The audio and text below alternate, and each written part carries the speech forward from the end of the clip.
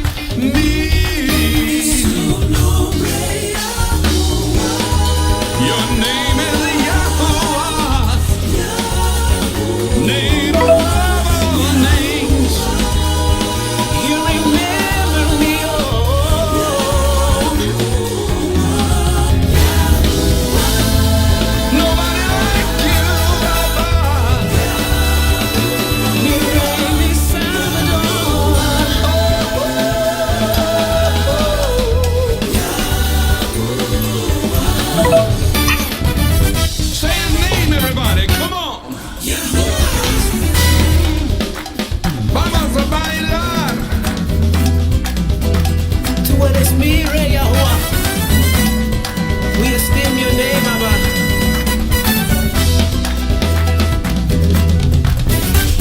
Tú eres. Yeah. Tú eres mi rey, Yahuah.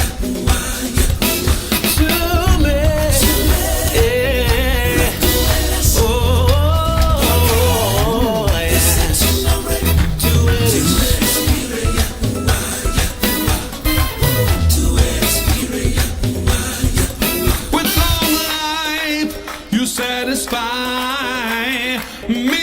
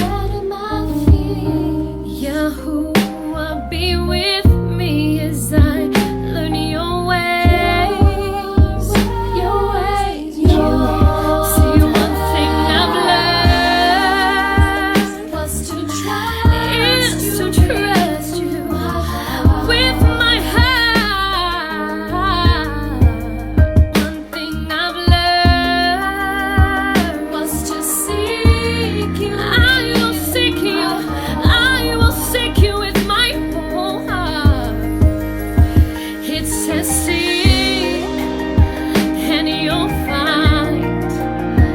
It says knock and it will open. So I'm seeking you today. Yes, I'm seeking you today. I'm seeking you. Oh, Yahuah.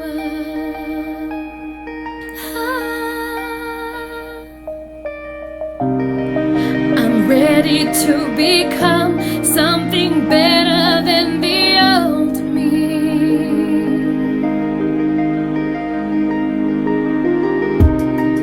I'm ready to learn about the new me.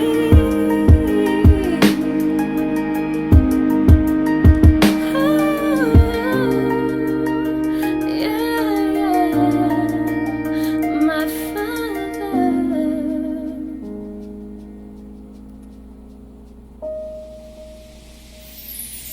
It says seek and you'll find. I will seek you day and night. I will search for you day and night. I wanna know you today. I want to know you. I want to be like you. The steps of the righteous are ordered by you. Let me know you. I'm seeking you. I'm seeking you.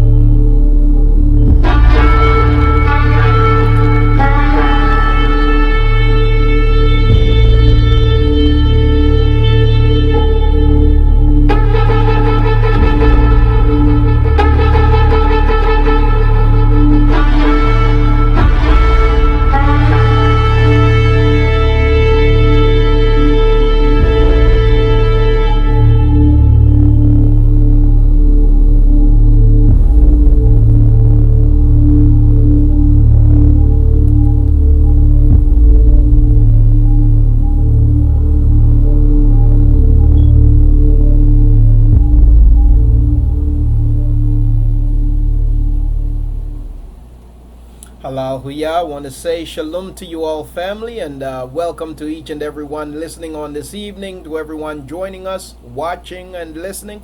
I want to say shalom to you all. It's been a sprint to the finish here for me.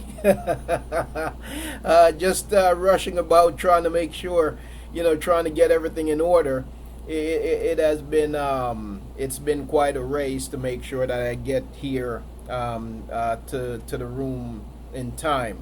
Nonetheless, we give Yahuah praise, honor, and esteem that He has kept us and that He's made it possible for us to come together once again. And so with that, I want to say shalom to each and every one of you. Excited about being here this evening, excited about our lesson, our subject matter for this evening. And we're going to open up in prayer, and then I'm going to go ahead and greet the family. And then we're gonna dive into the subject for this evening. This is Foundational Facts Fellowship, and usually when we come to Foundational Facts Fellowship, it is just a totally open mic forum, and it is where we encourage the family to bring their questions, bring their comments, and let's just open the floor up, and let's have a discussion centered in Yahuwah's word. This evening, however, it's a little bit different. I do come this evening with a planned subject matter based on a request from Mayaki Keenan. And so this evening, the subject that we'll be discussing is the 144,000, the 144,000 that we read of in the book of Katsun, or the book of Revelation. Who are they? The 144,000. And so that's what we're looking at this evening. And this message, this study, this reflection, I believe that it will be a sobering one for Yasharal. I believe that it will be a sobering one for us. Every once in a while, Yahuwah's word, his word have a way of just sobering us up, And so I believe that our reflection this evening will be a sobering one. But we're going to open up in prayer, family. Then I'm going to come back with a greeting, and then we're going to dive into the scriptures. Okay, so let us turn our faces, if we would, toward Yahuwah's set apart place, as the scriptures tells us, if we, his people, the people upon whom his name is called, when we find ourselves scattered, when we find ourselves driven out of the land, if we would turn our faces toward his set apart place. This is the place that he has chosen for his name to dwell forevermore.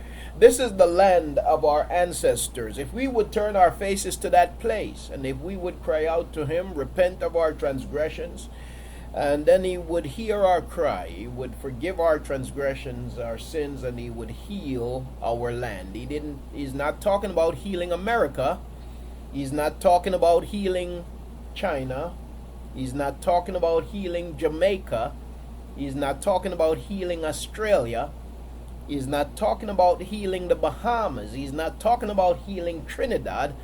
What Yahuwah promises that he would heal the land, and that is the land of Yasharal, the land of his people, the land of Canaan, the land of our promise, the land of our ancestors. Yahuwah promised that he would heal the land, and that is to restore the land, to restore the people to the land, and to restore the land, to cleanse the land, to purge the land, to take out the fake people, the false people out of the land. And in so doing, Yahuwah heals the land. And so we turn our faces toward that set apart place on this evening as we barak the great name of Yahuwah. We give him the esteem because to him alone it belongs.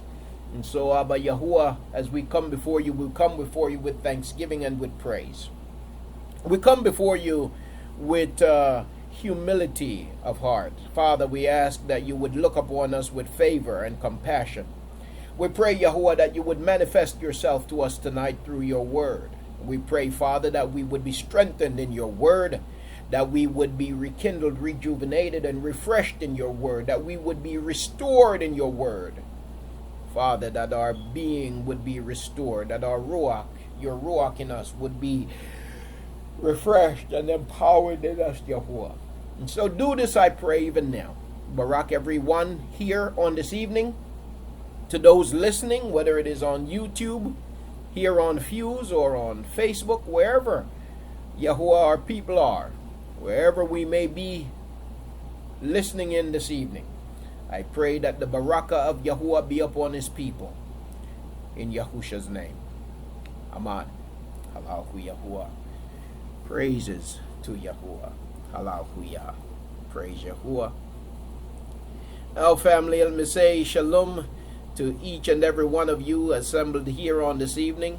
It is indeed a delight and the baraka to be here with you all, with you on this evening. I praise Yahuwah for this opportunity.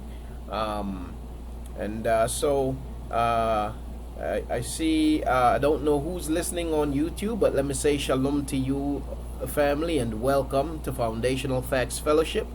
Also, want to say shalom to my mashpaka here on Fuse on this evening. So to Aki Willie, I want to say shalom to you. Aki, great to see you as always. To my Aki One Yahoo, shalom to you, and to your mashpaka Aki. It is wonderful to see you as always, my Dodi. Also to Akut Vernice, I want to say shalom to you, Akut. Wonderful to see you as always.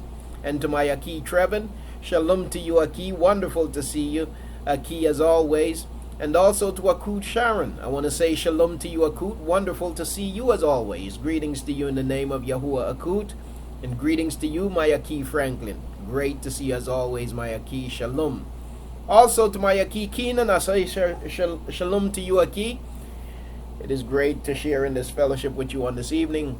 To my Akut Mahalia, shalom to you, Akut, and also to my Akut Jeanette. To your Bayat family, to all of the families listening, I want to say shalom to Akut Sharia. Shalom to you, Akut. Wonderful to see you on this evening. It is indeed a delight to be here, a baraka indeed it is. I see the flag, I see Aki Keenan's flag, and so Aki, please go ahead, Aki. Shalom, Mishpachah. I just want to let you know that they can't hear you on YouTube. Oh, wow. You know, this thing was acting up yesterday, and it is still acting up. Let me try to figure out what's the problem. Bear with me, family. Tuda, Aki, for making me aware of that. I don't know what's going on with this program, but we're going to figure it out, Yahuah willing. Audio preview, speaker, let's see. You cannot use the device selected in system sound as audio. Preview, okay. System sound, alright. Speaker, oh boy. Microphone mix.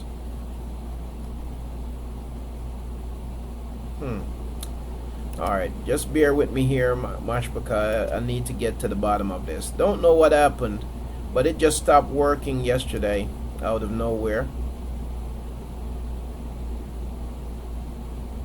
Microphone.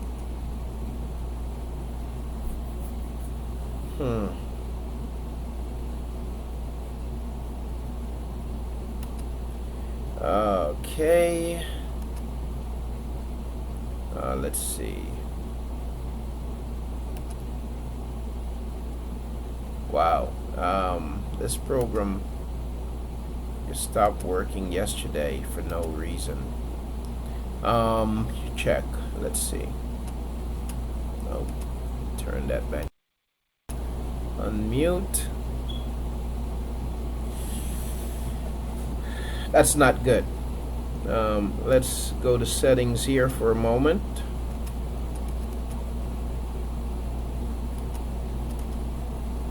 Okay, let's try something else.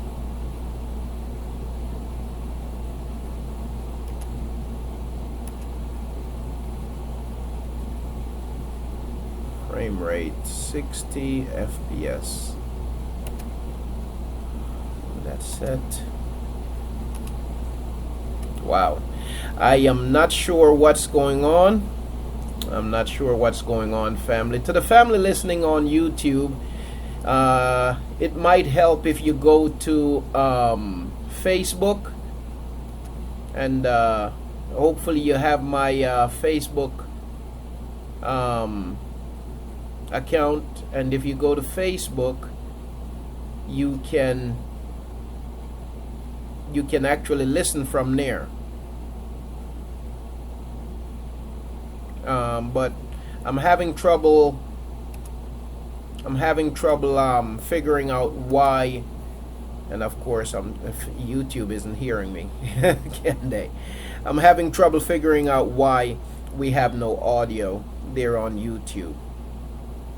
Okay, I don't know why that's happening. I really don't. Everything seemed to be normal. I'm checking one more thing here, family. Settings.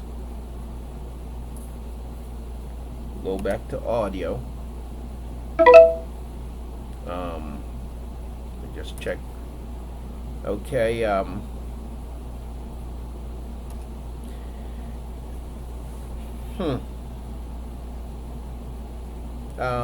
Let's see. 44, 48, 44.1. Let's try that. I'm just trying anything here and hopefully see if it'll work.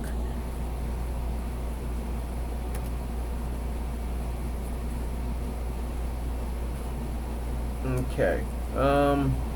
Yeah, I don't think I can get it to work. So if you can, I'm gonna type. I'm gonna just notify the family listening on YouTube. If I could type something.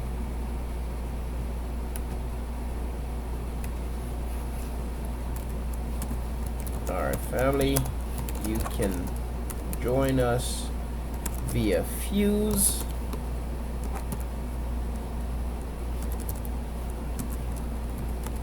Fuse.com or Facebook. Cannot get audio to work. Okay, yeah, I don't know what's happening there. I'll have to try to call technical support and see if they can help me with this program, and so we can get to the bottom of why I have no audio. But for now, you can either join us via Fuse or you can listen via Facebook Live. And I want to apologize for that, family. But unfortunately, that's our option currently for some reason. Don't know why it's that way, but that's audio devices. I'm just checking, just double checking sources, extensions, tools.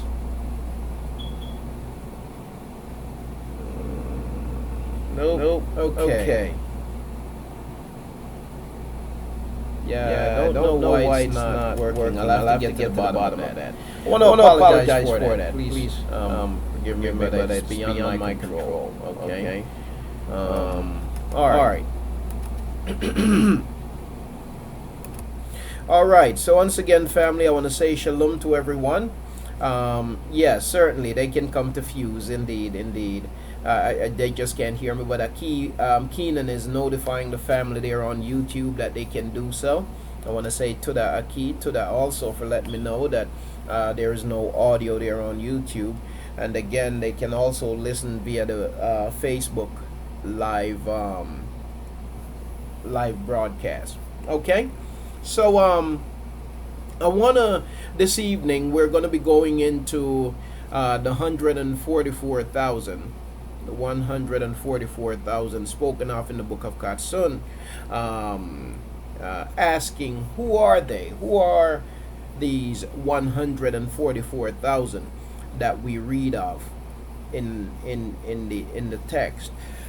And so that's what we're going to be focusing on today, family. Forgive me, I have to get over my my stint of sleepiness here, but we're going to get right into the text. You know, there's something else that I have had an interesting situation or encounter today, but I'm not going to get into that this evening. Hopefully another time I'll get into it. I'd like to get to the subject at hand. Let me just go back and check.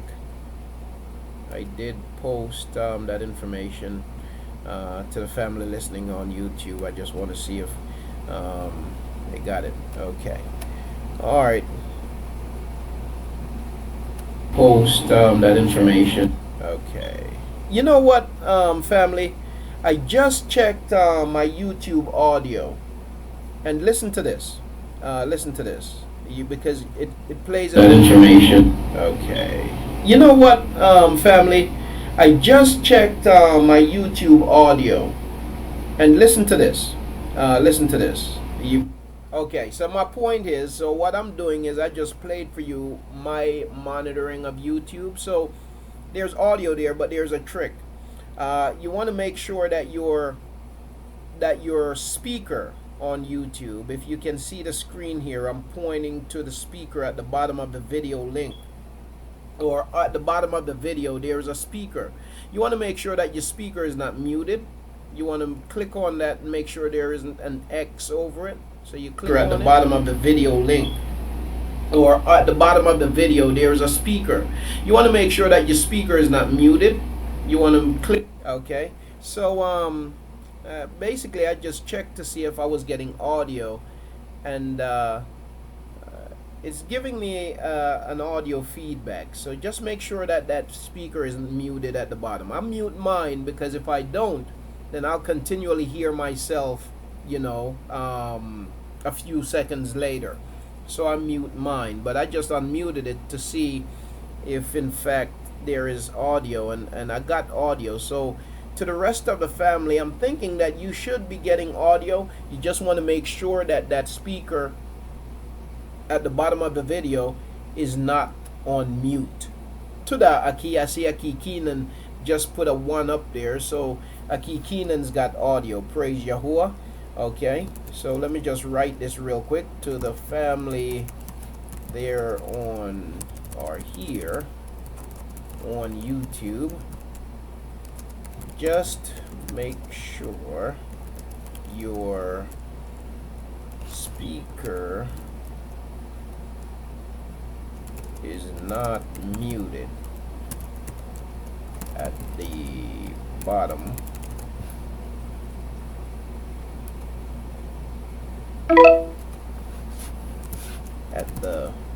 okay. Aki Franklin's got audio, praise Yahuah, at the bottom of the YouTube video. Okay, all right. Oh, okay. Aki Franklin's using his phone to monitor YouTube, which should work the same way. Should work the same way. So if you're on a computer or on a phone, you want to make sure that your audio is not muted, which is right at the bottom of the video. You click, it should work the same way. Should work the same way. So if you're on a computer or on a phone, you want to make sure that your audio is not muted. Okay. So I just checked and it's working. So I just want to make sure that the family understand. All right. Once again, I want to say shalom to you all, family. We're going to get into our subject at hand for this evening. And I want to say shalom to Akut Al-Yashaba. It is great to see you, Akut. And who else? Okay, I think I've greeted everyone here in the room. And also, again, shalom to YouTube and to Facebook. This evening, our subject matter is same here, Akut. Great to see you also, Akut. Our subject matter this evening is the 144,000. Who are they? Okay, who are they? Now, when we study the scriptures, the writings, we need to understand that it is important for us to understand that the scriptures are not written in chronological order. Okay, this is important. It is really important. That's why I'm starting here this evening. So as we study the scriptures, it is important for us to know and to note and to remember that the scriptures are not written in chronological order. In other words, what I'm saying is some people, they'll pick up the writings, they'll pick up the scriptures, they'll pick up a book, they'll pick up a Bible, and they'll start reading, and they figure, okay, let me start reading in Genesis. I read in Genesis chapter 1, and then chapter 2, and then chapter 3, and then chapter 4, and this is the order in which things unfolded. But the truth is, that's not the order in which things unfolded. For example, if you pay attention to the book of Bereshit, between Bereshit chapter 1 to Bereshit chapter 3, if you're really studying, right, if you're paying attention to what you're reading and you're studying, you're going to quickly realize that things are not written in a consecutive order, you see. So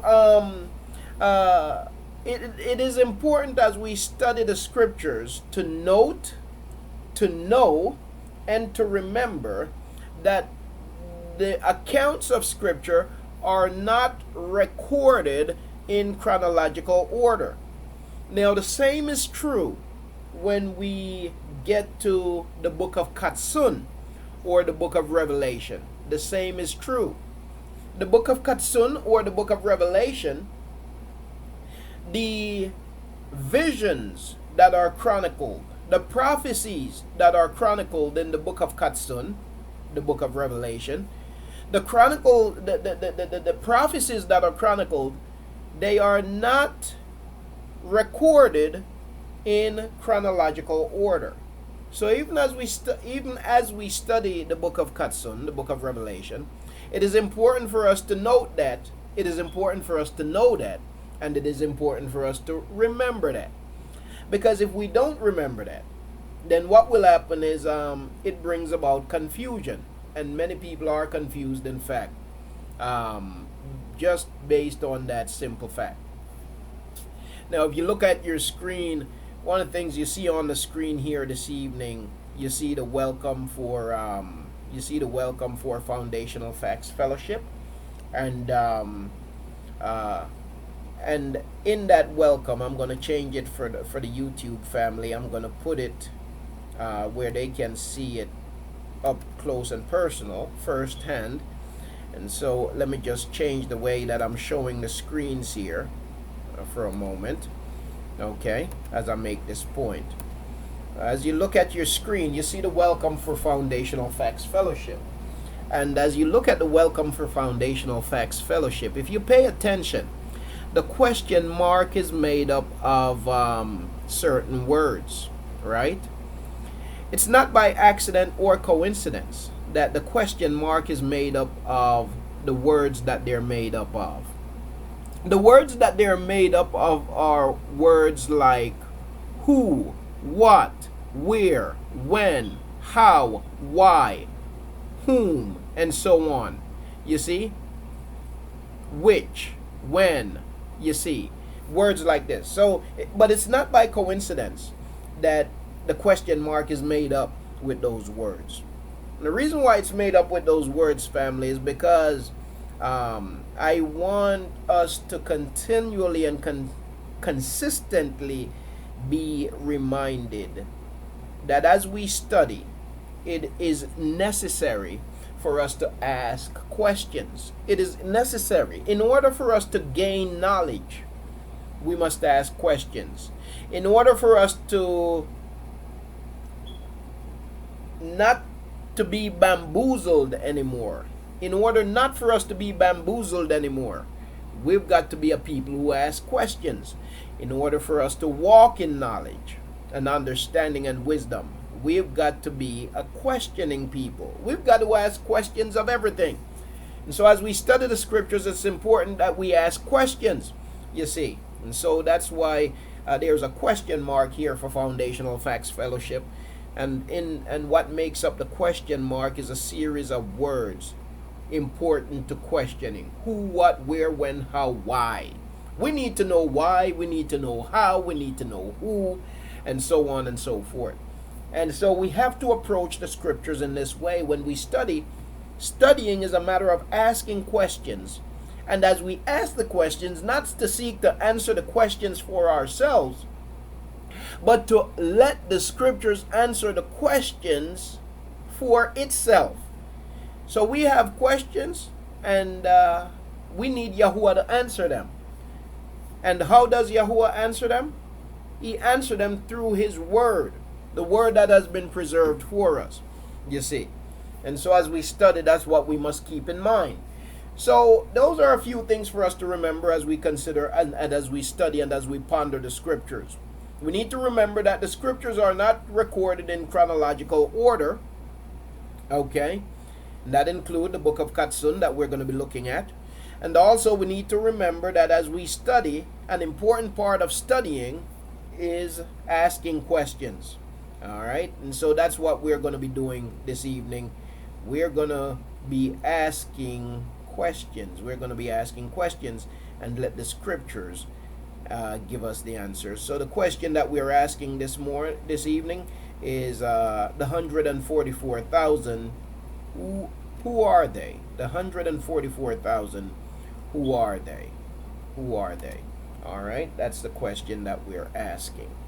All right, now, so I'm going to share with you my screen here, family, very momentarily here, and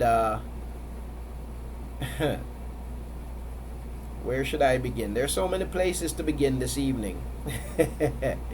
It's hard to determine and decide where exactly I want to begin, but I guess I'll begin in Katsun, Revelation chapter 7, right? I'll begin in Revelation chapter 7. A lot of places that we can begin when we talk about the 144,000. Okay, now I'm going to put this on the screen, and as we go here, as I put it on the screen, there's something else that I want to point out, family, concerning. So remember that I just said that the book of Katsun, the book of Revelation, is not recorded in chronological order. Now, the book of Revelation, the book of Katsun, is a revelation of Yahusha, Yahuah, Yahusha, given to Yahukanan. Okay? Even in the book of Revelation, it is revealed that Yahusha is no other than Yahuah himself. This is important to the book because the book is dealing with the final regathering, the final redemption of the people of Yashar-al. Okay, the book of Katsun is dealing with the final regathering of the people of Yashar-al. This is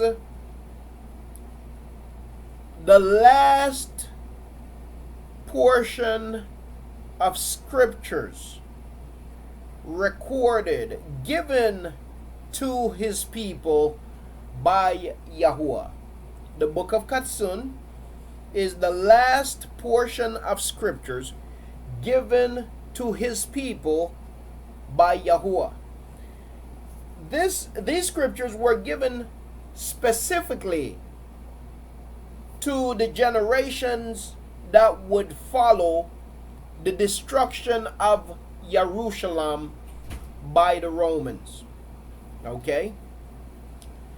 This prophecy, this Dabar, was specifically recorded for the generations that would come after Jerusalem had been destroyed, trampled by the Roman emperor. And so what I'm saying is that these prophecies directly speaking to us living right now, and even to our people who were dead asleep. It was still in the past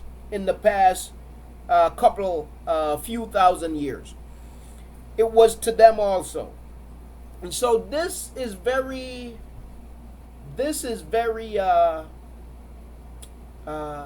timely. This is very pointed at us. You see, it is speaking directly to us. The book of Katsun it opens up by speaking of Yahuah being our Redeemer.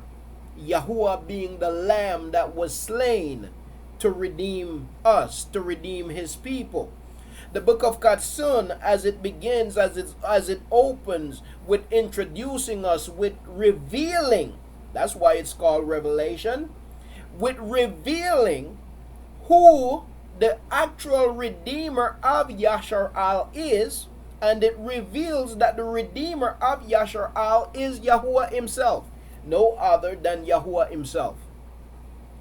And so it opens up with saying to a scattered people, with saying to a people who have been exiled, with saying to a people who have been taken into captivity because of their disobedience.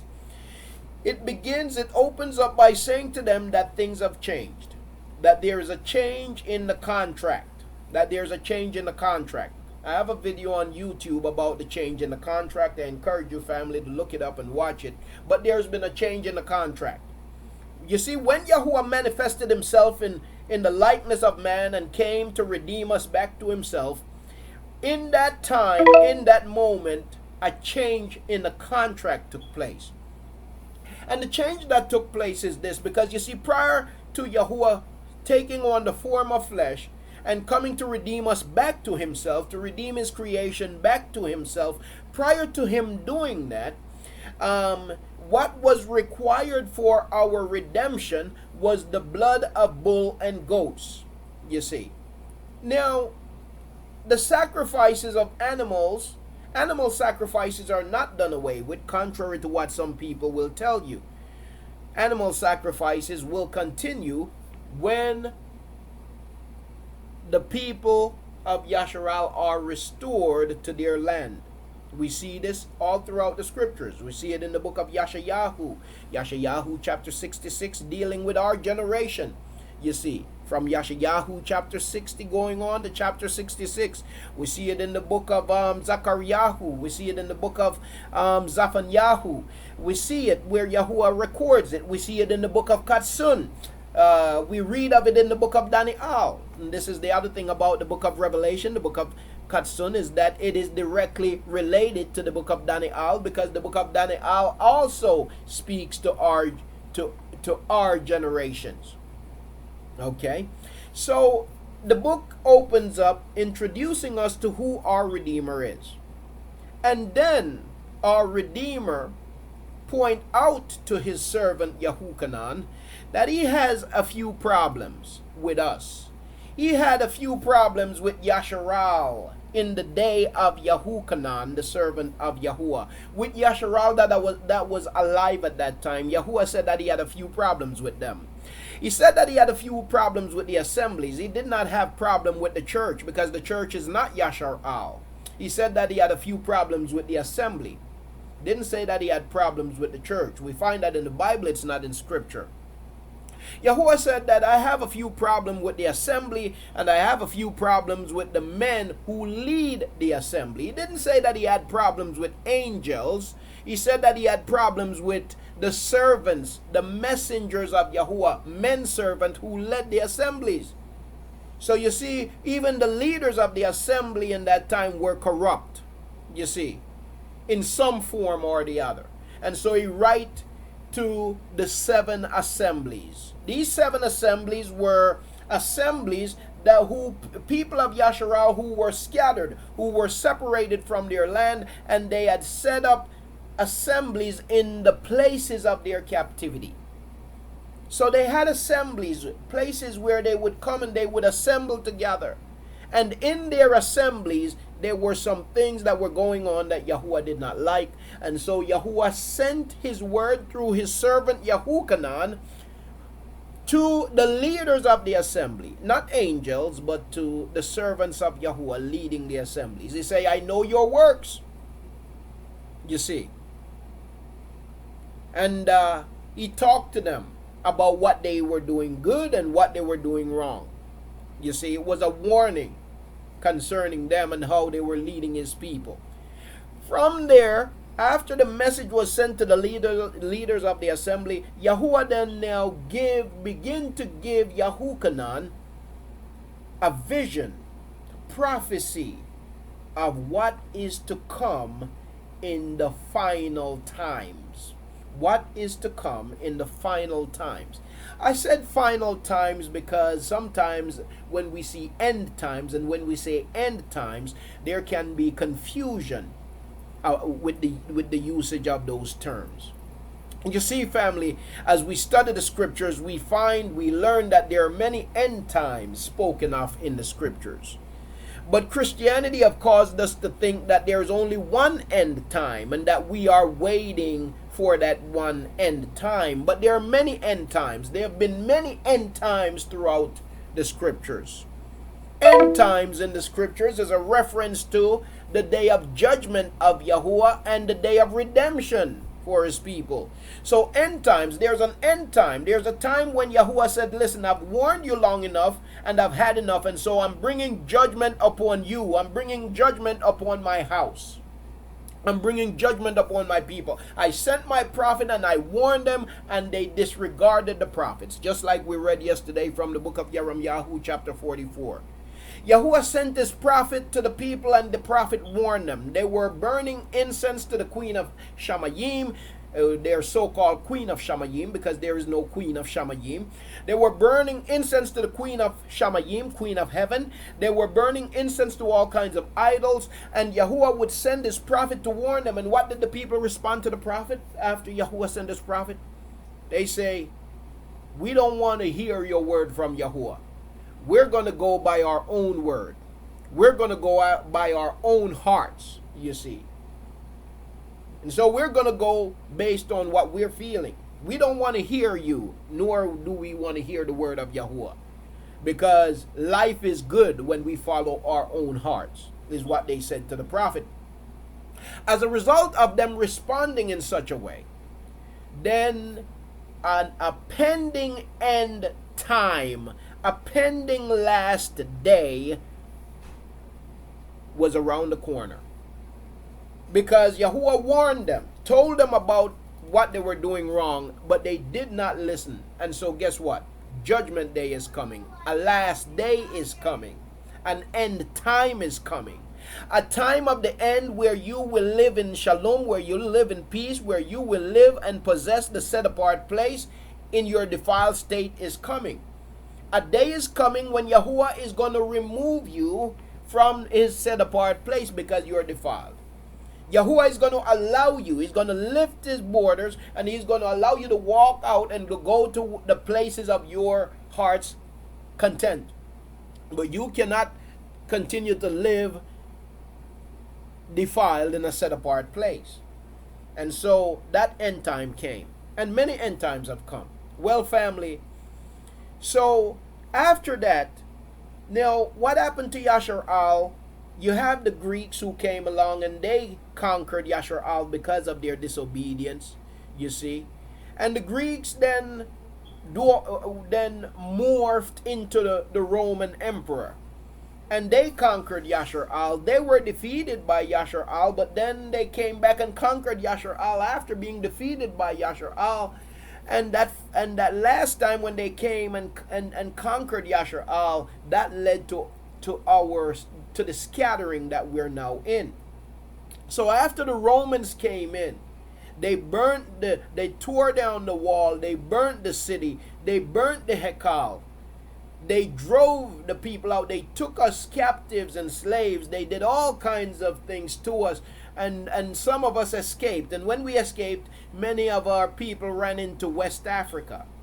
They ran into the West, you see. And so we began to settle in different parts in Africa. And then later on came the British American Emperor.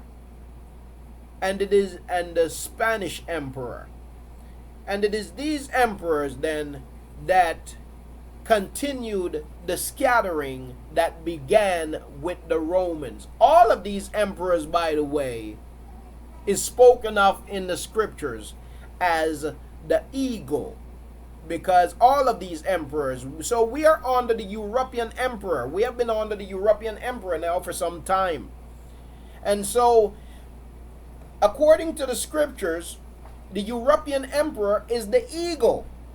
The European emperor is the eagle. And this emperor would be ruling over us in the final last days. You see? And so what we're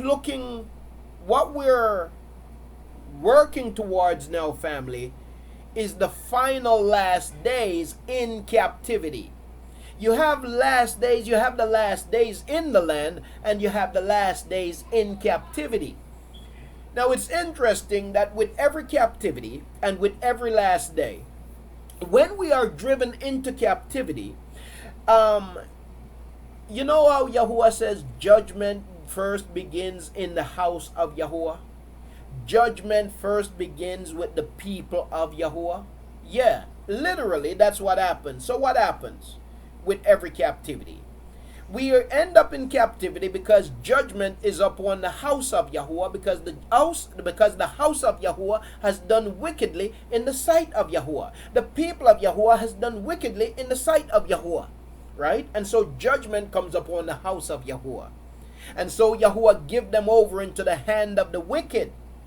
After Yahuah gives them over into the hand of the wicked always gets carried away in their wickedness and then go too far.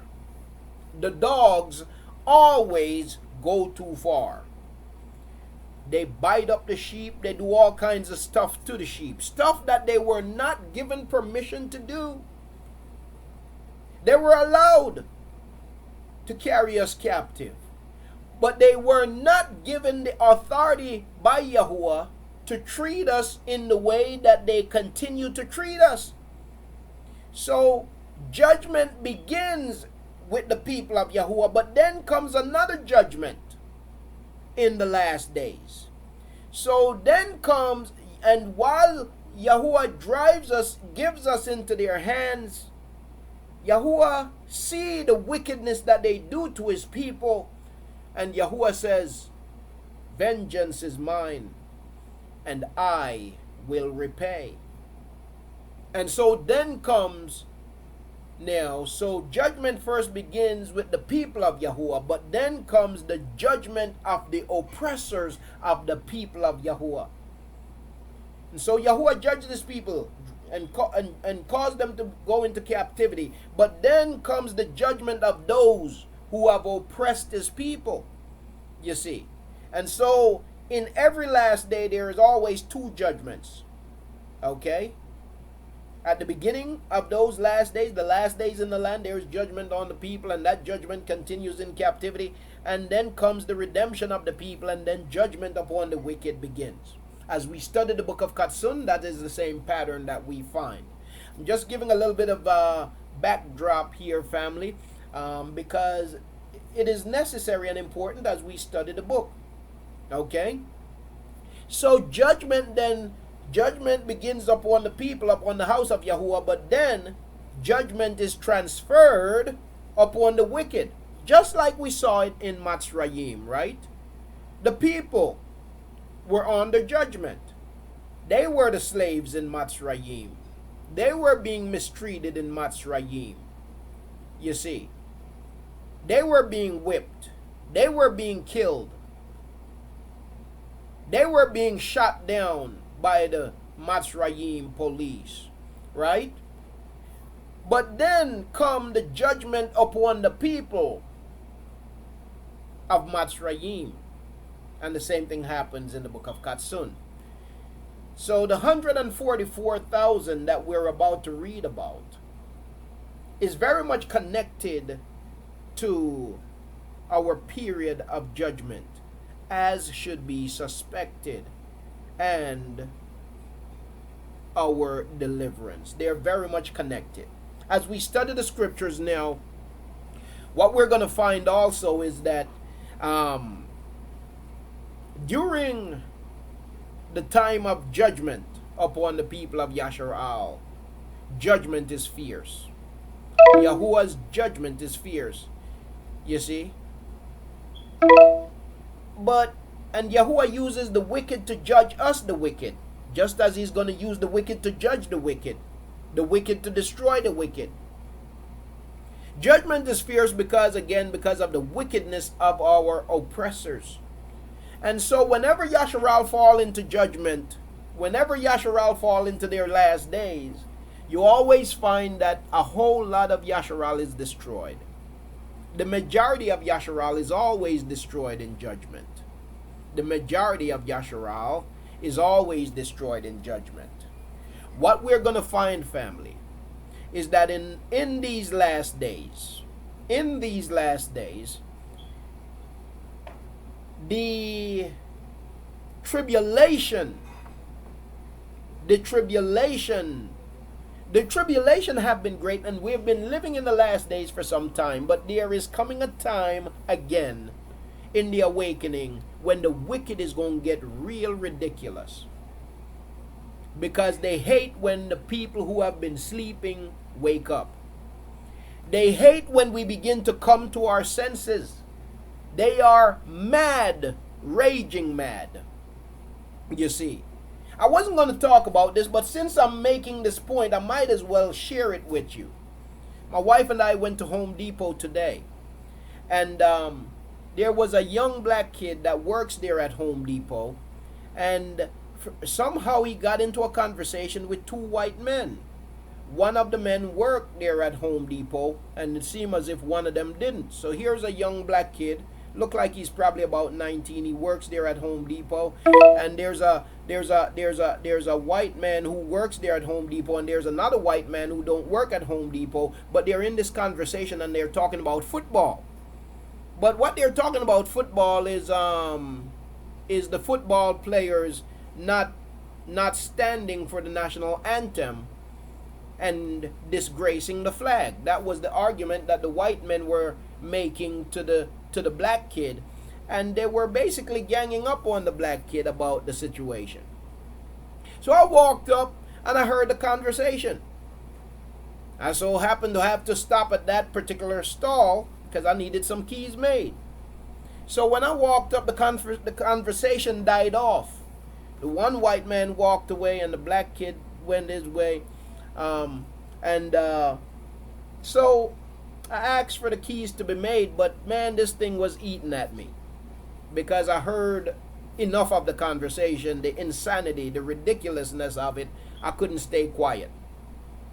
And so I said to the man, the white man who worked there at Home Depot, I said, I couldn't help but overhear your conversation with that young man. And so, because he was saying to the kid that, they shouldn't be protesting in that way. They shouldn't be protesting on television in that way. In other words, it's like, take that somewhere on a back street somewhere, is basically what he was saying. He said that's disrespectful to our flag, that's disrespectful to our military, that's disrespectful to the national anthem, he said. They shouldn't be protesting in that way. And also, they're empowering people who are going around killing our cops. So I said to him, sir, do you mind telling me what is the purpose of a protest? What is the purpose of a protest? Well, when I asked that question, he didn't want to answer the question. He started going all over the place. Instead of answering the question, but what he did now, because he didn't want to answer that question, because you see, the answer to that question, let me ask you, family, what would be the answer to that question? If I ask you, what is the purpose of a protest? What is the purpose of a protest? What would you say, family, if you're giving me a legitimate answer? The purpose of a protest. What is the purpose of a protest? Remember, what he is saying is, yes, to start a conversation, right? To get people's attention, right? Right? And to improve conditions. So ultimately, the first thing you want to do is you want to have as much impact as possible, right? So you want to get the attention of as many people as possible. That is the purpose of a protest, right? So that you can start a conversation, and the way you're going to start a conversation is to get the attention of as many people as possible, right? So if you want to start a conversation about injustice, what better place to do it than to do it at a place where you know that you have millions of people watching? Ain't that the perfect place to start that conversation? But he is saying that that's not the place for the conversation. So he wouldn't answer the question, but he put his foot in his mouth by not answering the question. And I'm going to tell you how he put his foot in his mouth. Right. You're trying to get the conversation on a national level because it's a national crisis. Right? That's what we're trying to do. We're trying to get the conversation on the national level because it's a national crisis. But anyway, he danced around the question, but by dancing around the question, he ran into a wire fence. And I'm going to tell you exactly how he did that in a moment. Okay? So I said to him, now, it would be futile. It would be useless if they go and have a party with like-minded people and say that they're protesting in their backyard, wouldn't it? What sense would that make? It would make no sense. That's not a protest. You see? That's just having a barbecue or something. That's not a protest. You see? So there is no better way to start a conversation, to have a protest, than to do it in a way where you are getting the attention of the most people possible. Okay, so basically your argument is really silly when you think about it. All right, so anyway, he didn't want to answer that question. I believe he knew the answer to the question, but he didn't want to answer the question. So instead of answering the question, he immediately asked me this question. He said, so what should we do? Should we go about taking George Washington's name off of streets and buildings? And here's the thing.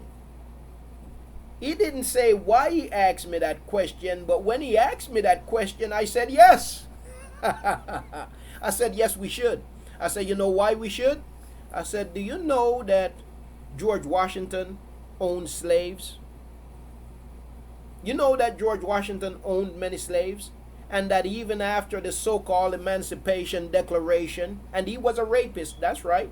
And even after the so-called Emancipation Declaration, that George Washington refused to free his slaves.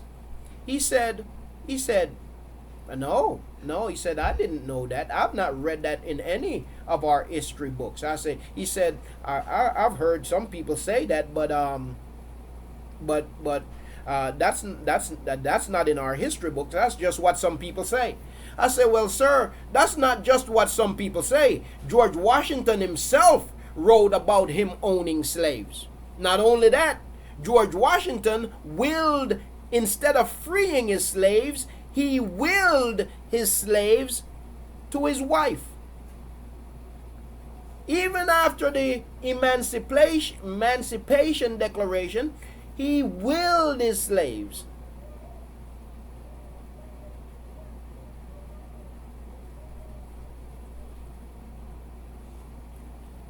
To his wife. You see.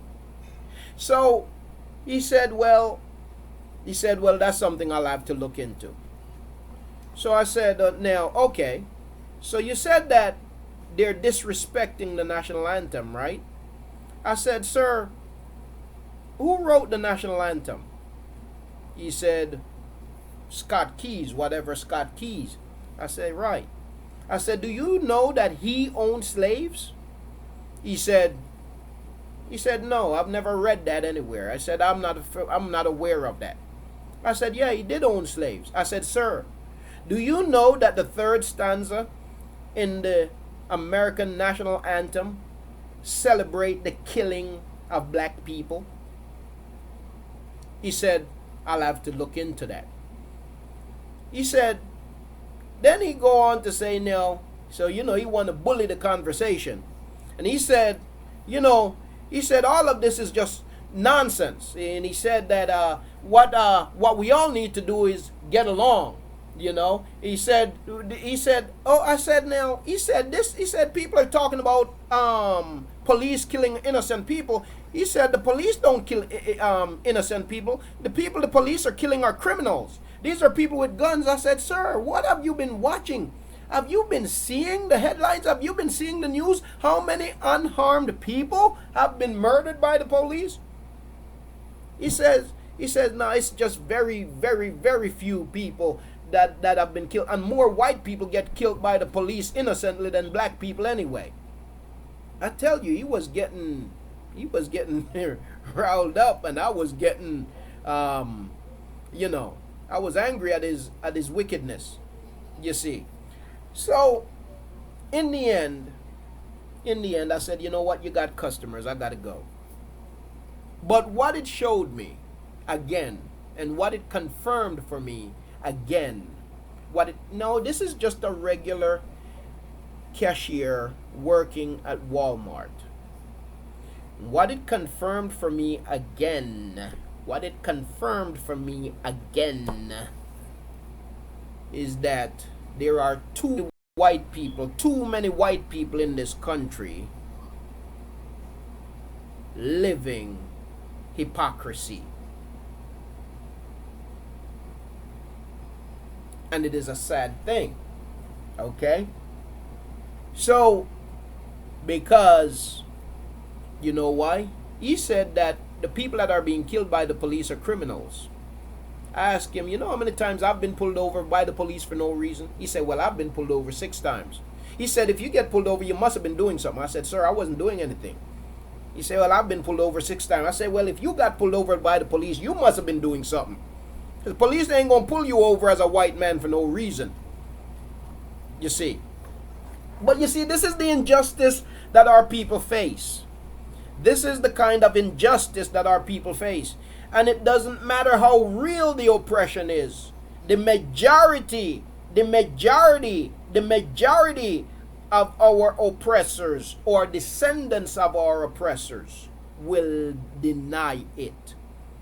The majority of our oppressors and their descendants will deny it. I didn't say all. I said the majority will deny it. You see. And so this is what we face as a people. So, family, the reason why I tell that story is, again, to highlight the wickedness of the wicked. And so this is why Yahuwah's judgment upon them is going to be so fierce. Yahuwah is going to judge the wicked in a way that you have never seen. No one living have seen. And he always does. What did he do to Nebuchadnezzar? He brought Nebuchadnezzar low. He turned him into something that looked like an animal. You see? There's so much so that the Medes and the Persians could come in and take this great emperor without firing one single shot. You see? He destroyed him. He destroyed his people because they were wicked, because they treated the people of Yahuwah wickedly. And so judgment is coming upon the wicked. Now, it is within the context of this judgment that the 144,000 is seen. So what's happening, and what we're going to see from the scriptures, is that the wicked is going to get so vile, family, as the people wake up. The wicked is going to get so vile. The wicked is going to get so vile as Yasharal wake up, that there is going to be a return to great oppression. Great attacks against our people. It's going to become so wicked, as we're going to see in the scriptures, that by the time Yahuwah comes,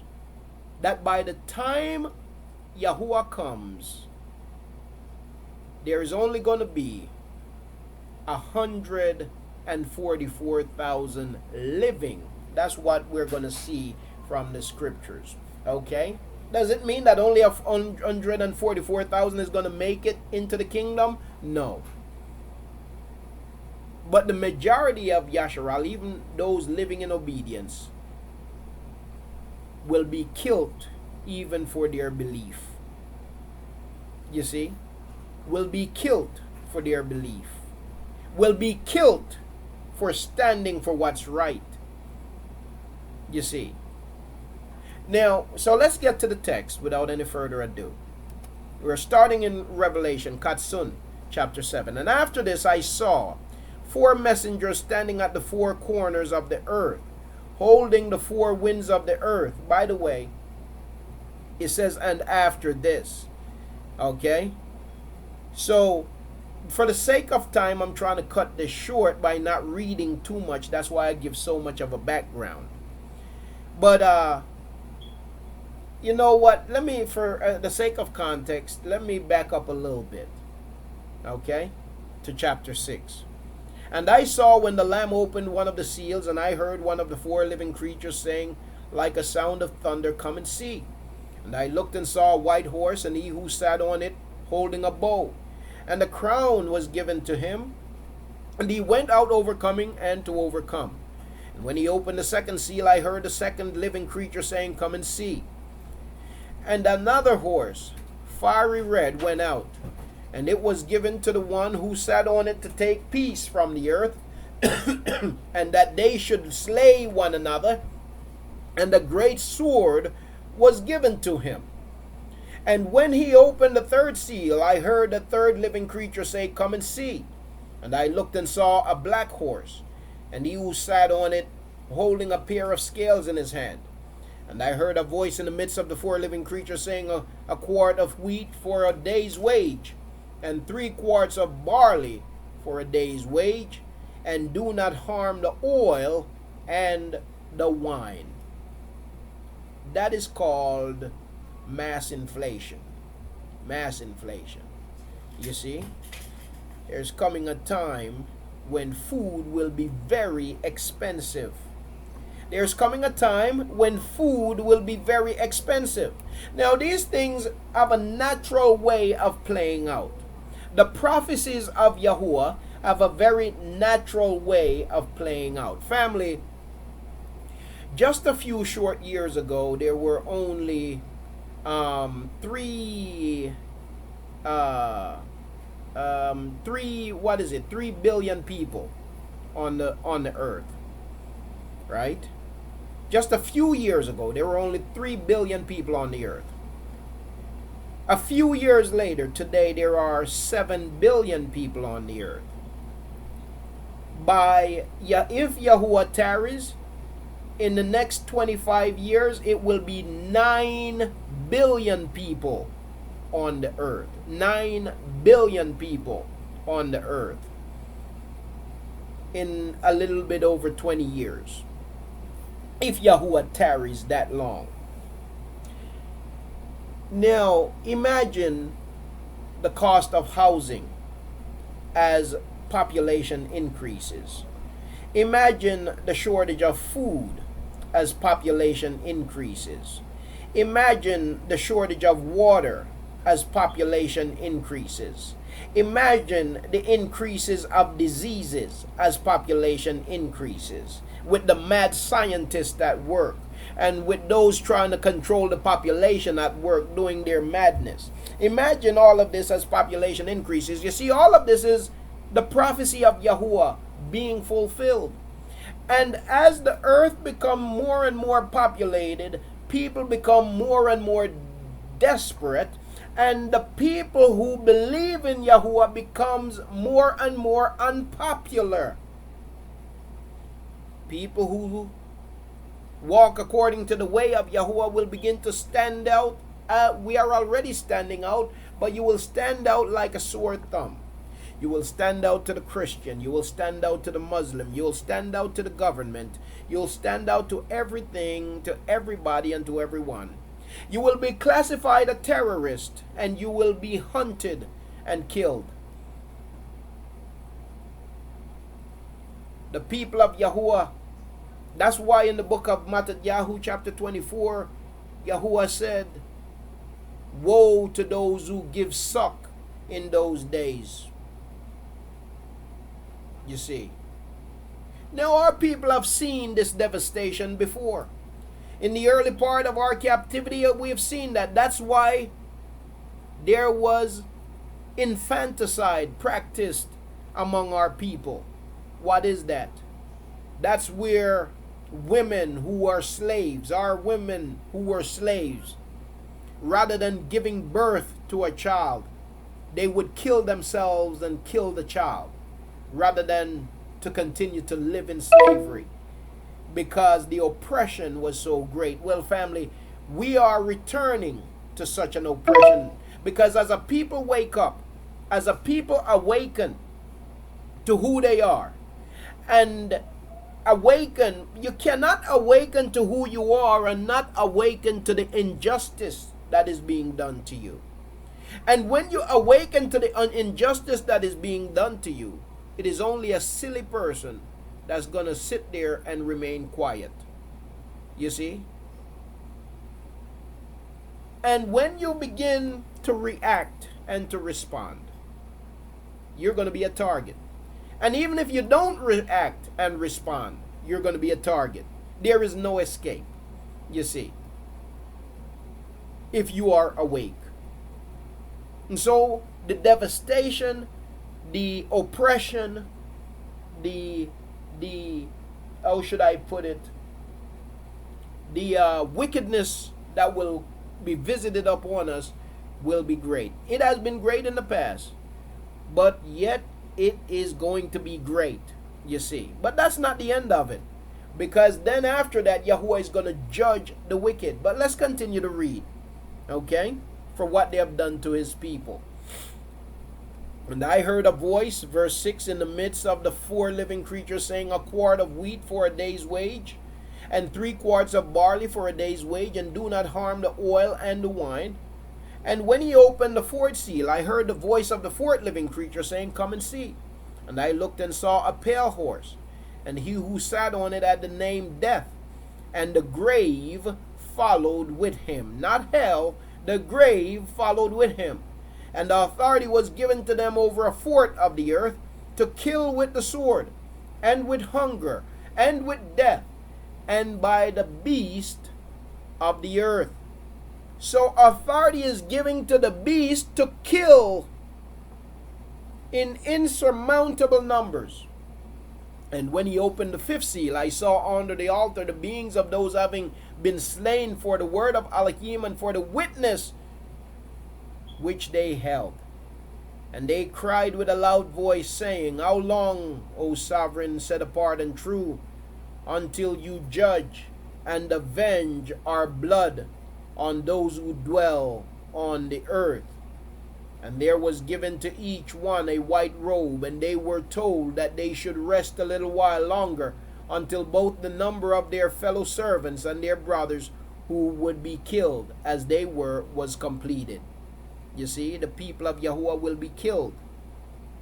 And I looked when he opened the 6th seal, and saw a great earthquake came to be. And the sun became black as sackcloth of hair, and the moon became as blood. And the stars of Shamayim fell to Arats, as a fig tree drops its unripe figs, being shaken by a strong wind. And Shamayim departed like a scroll being rolled up, and every mountain and island was moved out of its place. And the kings of the earth, and the great ones, and the rich ones, and the commanders, and the mighty, and every slave, and every free one, hid themselves in the caves and in the rocks of the mountains, and said to the mountains and rocks, fall on us, and hide us from the face of him sitting on the throne, and from the wrath of the Lamb. So you see what's happening here, family, is that the wicked is going to kill the people of Yahuah. But then after the wicked kill the people of Yahuah, and if we had time, we'd read through the entire book so you can see it more plainly. After they have done so much evil to the people of Yahuah, then Yahuah is gonna roll back the heavens, and he is going to pour out his wrath upon them, the wicked.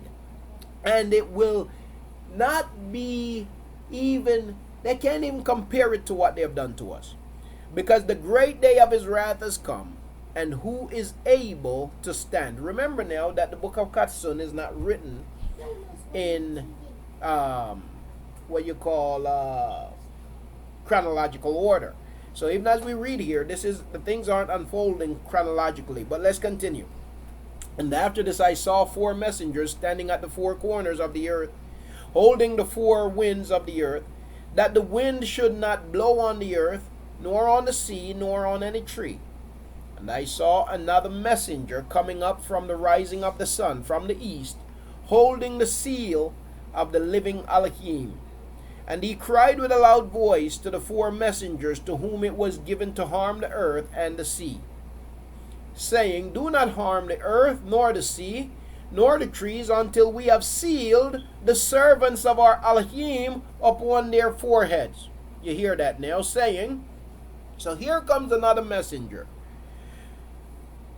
And he cried out to the other messengers that it was given authority to arm the earth and the sea. And this messenger says, he came up out of the east with the seal of Elohim. And he says, do not harm the earth, nor the sea, nor the trees, until we have sealed the servants of our Elohim upon their foreheads. Now, what's happening here? You remember in Matzrayim?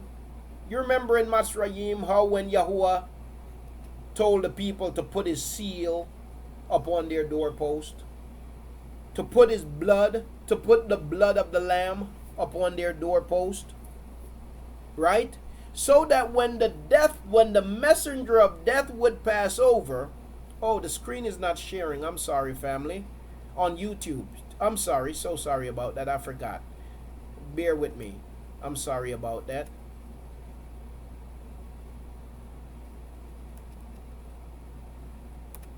My apologies there, family. Okay? So you remember in Matzrayim, after the wicked had their way with Yasharal, after the wicked had their way with Yasharal, what happens next was that it was Yahuah's turn to act. The wicked had their turn, and now it is Yahuah's turn to act. The wicked had their turn at doing all manner of evil to the people of Yasharal, but then it was Yahuah's turn to act. So what was the first thing that Yahuah did? Yahuah sent his messenger. He sent his messenger. His messenger then was Masha. He sent his messenger. And before Yahuah would release the messenger of death to visit death upon the firstborn of Matzrayim, because Matzrayim had targeted the firstborn of Yasharal, before Yahuah released the messenger of death upon them, Yahuah said to his people through his messenger Masha, he said to his people, slaughter the lamb, representative of me coming to redeem my people. Slaughter the lamb and put the blood upon your doorpost. And when I see the blood, I will pass over you. When I see the blood, I will pass over you. In the same way, family, that after the wicked have had their way with our generation, Yahuah is going to put his seal upon those who remain. Yahuah is going to put his seal upon those who remain. You see, the wicked is going to be so vile and so atrocious in their attacks on the people of Yahuah that by the time Yahuah's judgment comes, there is only going to be 144,000 of the people of Yahuah left living. The rest would have been killed for their belief. Now watch this. Let's go to the book of Thessalonians real quickly. I'm going to come back to the book of Katsun, but let me show you. Shahu will point this out. Let's go to the book of Thessalonians. 1 Thessalonians chapter 4.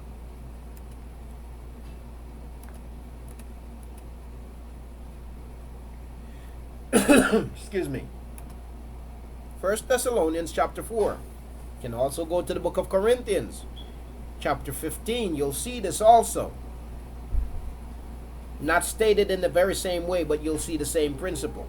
Watch this. 1 Thessalonians chapter 4. I'm going to begin reading at verse 13. Now, brothers, we do not wish you to be ignorant concerning those who have fallen asleep, lest you be sad as others who have no expectation. You see, Shahul knew something that we should know. So when you see our people being killed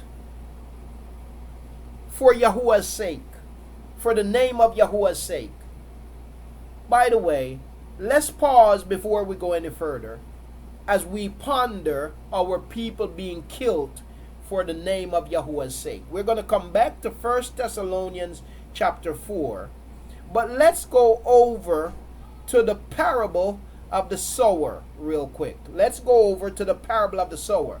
The parable of the sower is in, let's see if I remember where that is. I believe it's in a couple of places. Book of Mark, Mark chapter 3, I believe, is one of the places. Let's go to that very quickly.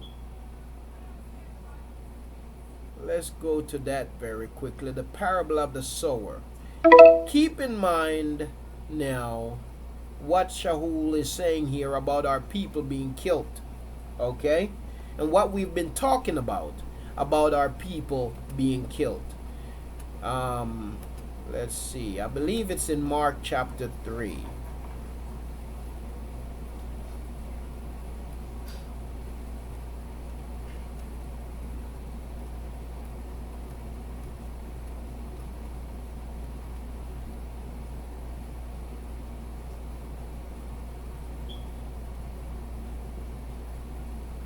No, it's not Mark chapter 3.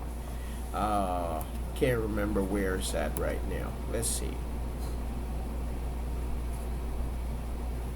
Let me see if anybody... Yeah, here it is. Here it is. Chapter 4. I was one chapter off. Mark chapter 4. Okay?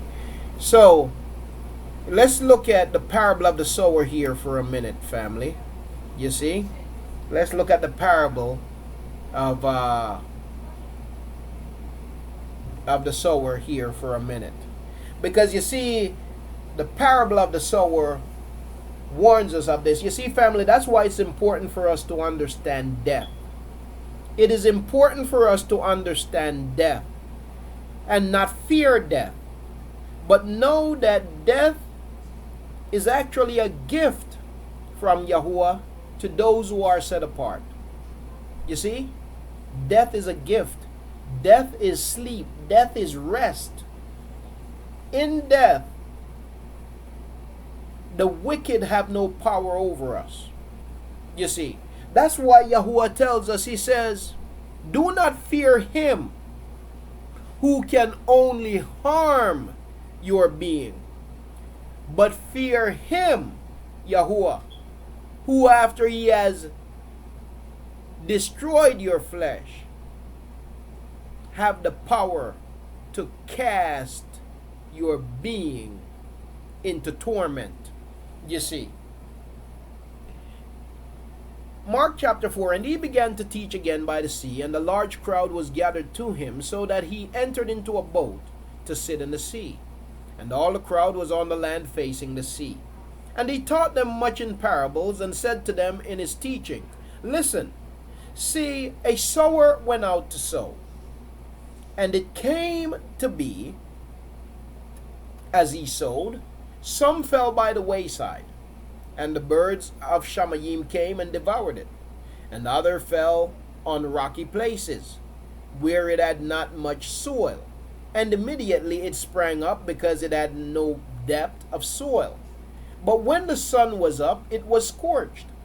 And because it had no root, it withered away. And other fell among thorns, and the thorns grew up and choked it, and it yielded no crop. And other fell on good soil, and yielded a crop that came up, grew, and yielded a crop, some 30-fold, some 60, and some 100. And he said to them, he who has ears to hear, let him hear. And when he was alone, those about him with the 12 asked him about the parable. And he said to them, to you it has been given to know the secret of the reign of Elohim. But to those who are outside, all are done in parables. Why is it done in parables to those who are outside? Because Yahuah didn't come for those who are outside. Yahuah came for his house. Yahuah came for his elect. He didn't come for the world. He came for a particular few. So that seeing they see, but do not perceive, and hearing they hear, but do not understand, lest they should turn, and their transgressions be forgiven them. Yahuah is not interested in forgiving the wicked. And he said to them, do you not understand this parable? How then shall you understand all the parables? The sower sows the word. The seed is the word. These then are the ones by the wayside where the word is sown. And when they hear, Shaitan comes immediately and takes away the word that was sown in their hearts. How does Shaitan come immediately and take away the word? Understand this, family. A lot of times people are stuck on simply the spiritual being. But Shaitan is not limited to the spiritual being. When Yahuah talk about Shaitan, Shaitan is not limited to the spiritual being. We are living among Shaitan. Shaitan has flesh and blood like you and I do. So when Yahuwah's word is sown, and it is sown in shallow ground, Shaitan comes and he steals that word. How does he steal it? He steals it with his entertainment. He steals it with his pornography. He steals it with his idolatry. He steals it with his vanity. You see? Yeah. Shaitan, always on the prowl, always seeking to get us to turn away from Yahuah, always seeking to get us hooked on his television. You see? Always seeking to get us hooked on his vain entertainment. You see? Shaitan. That's what he's doing. Stealing the word of Yahuah from the hearts of the people of Yahuah. Why? Because Shaitan desires for us to worship him.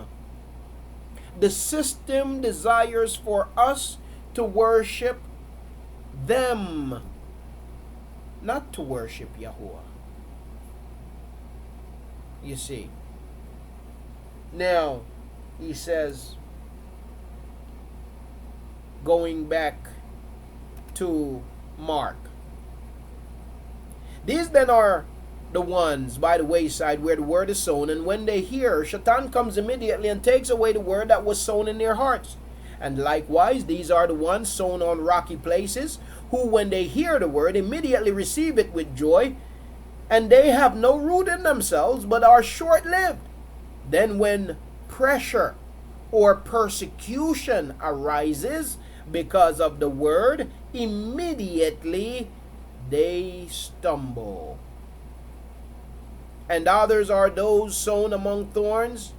These are they who hear the word, and the worries of this age, and the deceit of riches, and the desires for other matters, entering in, choke the word, and it becomes fruitless.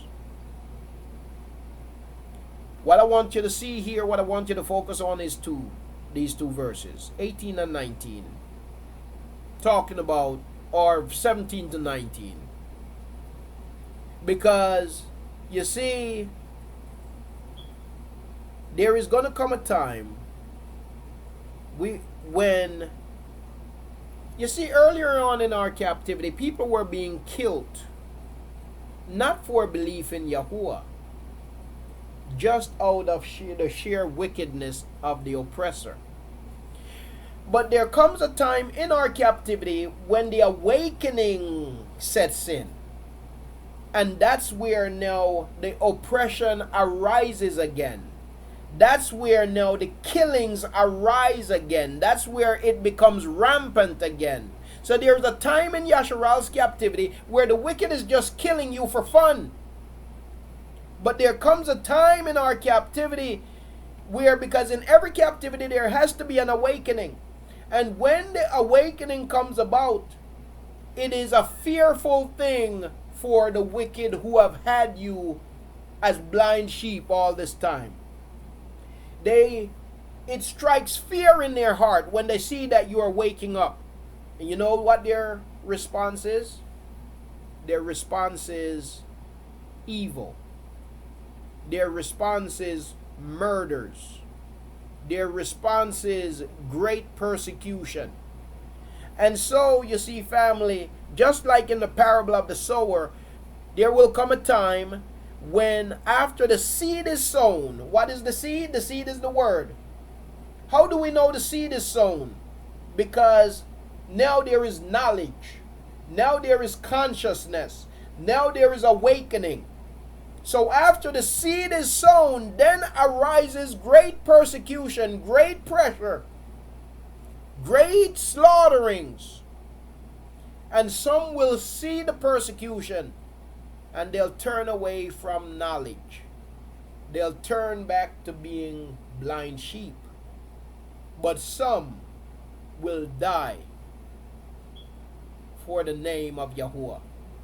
Then when pressure or persecution arises because of the word, then when pressure and persecution arises because of the word, immediately some will stumble.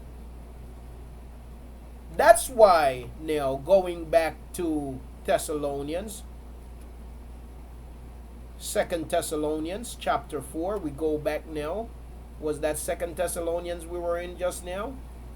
Think so. Chapter 4. No, 1 Thessalonians, I'm sorry. Chapter 4. Come on, don't mess up. Computer's acting up.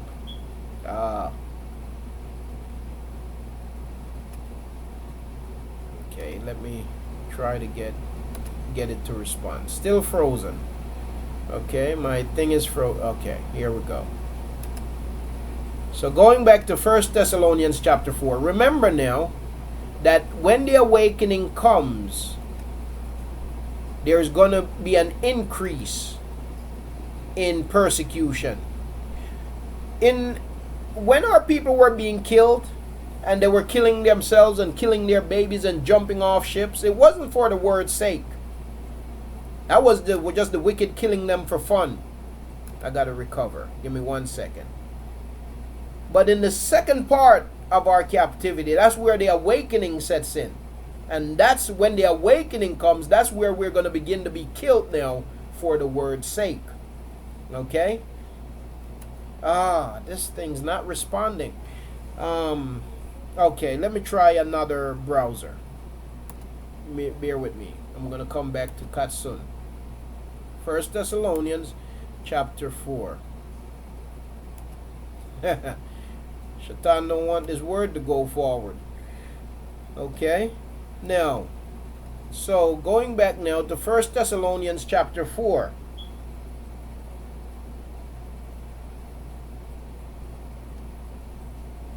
Where was I at here in 1 Thessalonians chapter 4? Okay, let me go down. It started at verse 12. Alright, so now we're back to 1 Thessalonians chapter 4. So, he says in verse 13, "Now, brothers, we do not wish you to be ignorant concerning those who have fallen asleep, lest you be sad as others who have no expectation." You see? So what Shaul is saying here, listen, for those who have been persecuted and killed for Yahuwah's namesake, and in our case, for those who will be persecuted and killed for Yahuwah's namesake, let us not grieve as one who have no expectation. So we have to get death and understand death in its right perspective. You see, for the set-apart people, death is not something for us to when we know that our loved ones have died in Yahuwah, death is not something for us to lose our minds over. We rejoice because the wicked can no longer oppress them. They rest, awaiting their redemption, awaiting the restoration of Yahuwah. Death is our escape, you see. And so when one dies, we rejoice, you see. Okay? So, now, brothers, we do not wish you to be ignorant concerning those who have fallen asleep, lest you be sad as others who have no expectation. For if we believe that Yahusha died and rose again, so also Elohim shall bring with him those who sleep in Yahusha. So you see, family, what will happen is, as the awakening comes, and as persecution increases, and as we are killed for his name's sake, what will happen?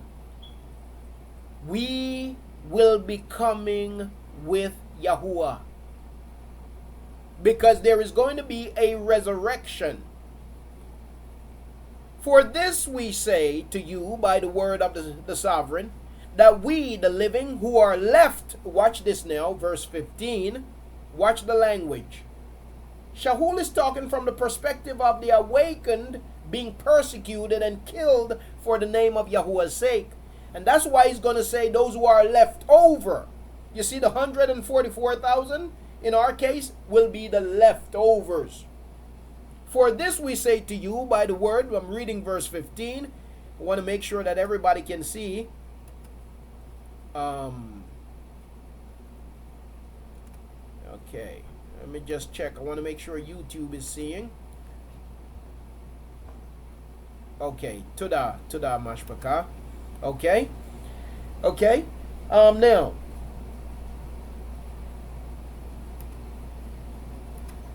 Okay, where we at? Verse 15. For this we say to you by the word of the sovereign, that we, the living, who are left over at the coming of the sovereign, shall in no way go before those who are asleep.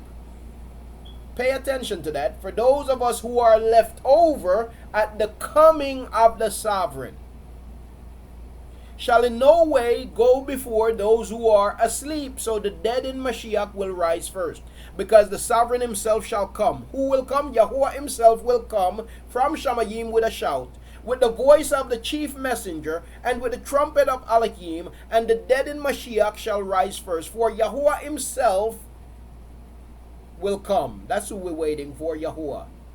From Shamayim with a shout, with the voice of a chief messenger, and not a chief, but with that chief messenger, because Yahuah is Hamashiach, and with the trumpet of Elohim, and the dead in Mashiach shall rise first.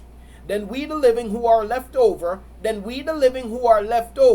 144 that will be left over, shall be caught away together with him in the clouds to meet the sovereign in the air, and so we shall always be with the sovereign, not in the air. From that point forward, the people of Yasharal will be with Yahuah, not in the air forever. The way the Christians put it, you would think that. And that's not what is being said. So then, encourage one another with these words. Now let's go back to Katsun, Revelation chapter 7. Keep what we have read here in mind, along with what we have read about after the awakening comes great persecution and great killings. And if we continue in the book of Katsun, we will see this. When the awakening comes, family, when the awakening comes, the wicked won't like it. The wicked is going to rise up. Just like in Mitzrayim, when the awakening came, what was Pharaoh's response? Did he gladly let the people go? No. What did he do? When the awakening came, what happened in Mitzrayim? Didn't persecution increase when the awakening came in Mitzrayim? Is that not what happened? Wasn't the people put to death even more than they were being put to death before? Pharaoh said, oh, I see. You guys don't have enough to do, huh? You say you want to go into the wilderness and sacrifice. Oh, okay. Oh, you need some more work. Well, this is what I want you to do. I expect the same amount of bricks. But now, I want you to go out and I want you to gather the straw. And I want you to give me the same amount of bricks. And you know what? I don't care if you die doing it. And if you don't die trying to get the straw and making the brick, my men are going to whip you to death. You see? So when awakening comes, persecution increases. When awakening comes, the wicked get more wicked. You know why? Because the wicked are worried. There is no slave like a dumb slave. The best slave for the slave master is an ignorant slave. But a slave with knowledge is a threat to his master. A slave with knowledge is a threat to his master. And the master will do any and everything to break that slave. And if he can't break that slave, guess what? He's going to kill that slave. If he can't get the slave to surrender, he's going to kill that slave, because that's a bad slave. That's a bad slave. That slave is going to have bad influence on the rest of the slaves. You see. Yes, indeed. So now, going back to Katsun chapter 7, he says, So now, family, what's happening? Because the wicked rose up against the set apart people of Yahuah, Yahuah now is getting ready to rise up against the wicked. So Yahuah says, put a seal upon those who remain. Put a seal on the leftovers. There will only be 144,000 left over. All right, let's continue. And I heard so saying, let me read now again from verse 2. I'm sorry, this is taking a little while, but it takes time to make sure we have it right. And I saw another messenger coming up from the rising of the sun from the east, holding the seal of the living Elohim. And he cried with a loud voice to the four messengers to whom it was given to harm the earth and the sea, saying, do not harm the earth, nor the sea, nor the trees, until we have sealed the servants of our Elohim upon their foreheads. And I heard the number of those who were sealed, 144,000 sealed out of the tribes, out of all the tribes of the children of Yashar'al. Now we're getting ready to read the tribes. Now, family, I want to say something concerning the way the tribes are listed in the scriptures. I don't have total evidence of it, but it is my belief. You will notice if you should study the tribes the way that they're listed, in certain listings, certain tribes are not included, and in other listings you see them included. And we know in part that part of it is, for example, with the tribe of Gad, they were cursed, right? Because of their disobedience, because of their evil, and other tribes were cursed because of things that they did. But at the same time, you see those tribes in later lists. And I believe the reason why that is because of the sympathy of Yahuah. Where Yahuah allow the offspring of those tribes a chance of redemption. So the tribes, though they were left out for certain periods of time, eventually, when you put all of the tribes together from the scriptures, when you put all the lists together from the scriptures, you see that the favor of Yahuah, the mercy of Yahuah, actually brings them back in the end. You see. But the ones who had been excluded now, it's not that now they're listed, are identified by themselves, and now they live apart. Because in the end, it's not about tribes, family. In the end, it's not about tribes. In the end, what is it about? In the end, it's not about tribes. No, as far as the peoples. In the end, it's about one nation. In the end, it's about a nation. In the end, it's about one nation. Yahuah said that he's going to tear down the middle wall of separation. Everything that divide us, and it will be one nation under Yahuah. One nation in the end. You see, it will be about one nation. So, now, he says, of the tribe of, now, and I heard the number of those who were sealed, 144,000 sealed out of all the tribes of the children of Yasharal. Of the tribe of Yehudah, 12,000 were sealed. Of the tribe of Reuben, 12,000 were sealed. Of the tribe of Gad, 12,000 were sealed. Of the tribe of Asher, 12,000 were sealed. Of the tribe of Naphtali, 12,000 were sealed. Of the tribe of Manasseh, 12,000 were sealed. Of the tribe of Shamaun, 12,000 were sealed. Of the tribe of Lewi, 12,000 were sealed. Of the tribe of Issachar, 12,000 were sealed. Of the tribe of Zabulun, 12,000 were sealed. Of the tribe of Yahusha, 12,000 were sealed. Of the tribe of Benjamin, 12,000 were sealed. After this I looked and saw a great crowd, which no one was able to count, out of all the nations and tribes and peoples and tongues, standing before the throne and before the Lamb, dressed in white robes and palm branches in their hands. By the way, now, I want to highlight something.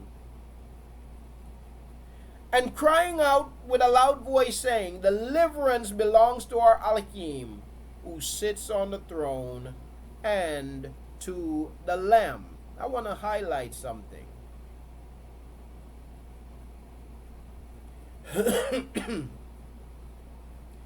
We're in chapter 7. Let me see. Okay, that's not the chapter. I'm jumping ahead a little bit. I'm jumping ahead of myself here a little bit. It's chapter 8 that points it out. So let me leave it alone for right now. After this I looked and saw a great crowd which no one was able to count, out of all nations and tribes and peoples and tongues, standing before the throne and before the Lamb, dressed in white robes and palm branches in their hand. By the way, now family, Christianity taught us that this throne, that this is in heaven, is what Christianity taught us. You know where they are at this point? Remember, the book is not written chronologically. You have pictures. Yahuah giving you prophecy, showing you pictures, and it's going back and forth. This is in Zion. This is in Zion. I believe if you fast forward to chapter 8, you will see it. But this is in Zion. So these people dressed in white robes, you know where they are? In the land. You see, the 144,000 in the land. Remember now, where are they at? Let's back up for a minute.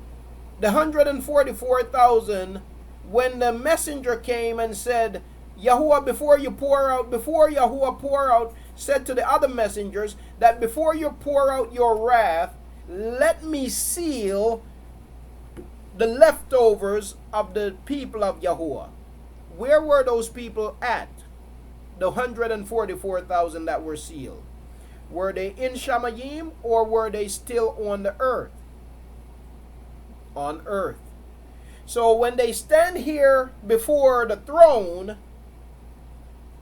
this is in reference to Zion. You see? This is in reference to Zion. But remember earlier, I told you that when you study from the book of Katsun, when you read, please remember that it's not written chronologically. That's important. It's giving you an overall picture. It's not chronological. Okay? But where the 144,000 is standing is on the earth. And where those dressed in white is standing is on the earth. Okay? Now, let's continue. Alright, now, after this I looked and saw a great crowd which no one was able to count. Those are those who have died. Those who have died for the name of Yahuah. Out of all nations, so all everywhere we've been scattered, those who awoke to the knowledge of Yahuah. Out of all nations and tribes and peoples and tongues, languages, standing before the throne and before the Lamb. Let me say this, family. You know, we are a people, we are the people of Yahuah, and we're seeking to return to our language and to learn our language. But don't feel bad if it comes slowly. Don't feel bad if it comes slowly. Don't beat yourself up if it comes slowly. It's an honorable thing for us to seek to learn our language. But don't beat yourself up and don't feel ashamed. You know, there are people there are groups out there who have people feeling ashamed if they, and you know what's unfortunate? Some of these groups, the stuff they're talking, saying that they're speaking Hebrew, they're really speaking Hebrew. They're not speaking Abari. They make up all kinds of stuff. Yahawada, Yahalada, Yahabama, Makamada, and Hashada, whatever. Hashawadada, whatever. And if you can't do the water with them, then they have you feeling like you ain't nobody. But if you can't family, I know the principles of the language. I study the language not to speak the language. I desire to speak our language, but I don't spend my time trying to speak it. My thing is, when I started studying our language, I study it from the basis of understanding the language, not speaking the language. And the reason why I do that is because I see a lot of people out there say they're speaking the language, but they're actually speaking foolishness. They're speaking Hebrew and Shebrew. They're not speaking Abari. So what I do is I spend my time studying the principles of the language, studying how the language works, studying the history of the language. That's what I spend my time doing, so that I don't go around speaking Hebrew and Shebrew or any other thing that shouldn't be. But what I'm saying to you right now is this, that if it's not, it don't come easily, don't beat yourself up. Don't beat yourself up, because you know why?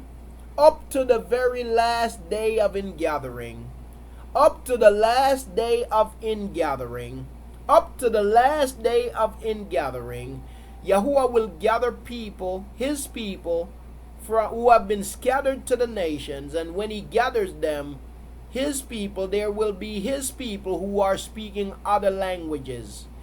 But Yahuah is going to return our language to us. So you see here in verse 8, in verse 9, he said, "After this I looked and saw a great crowd which no one was able to count, out of all nations and tribes and peoples and languages."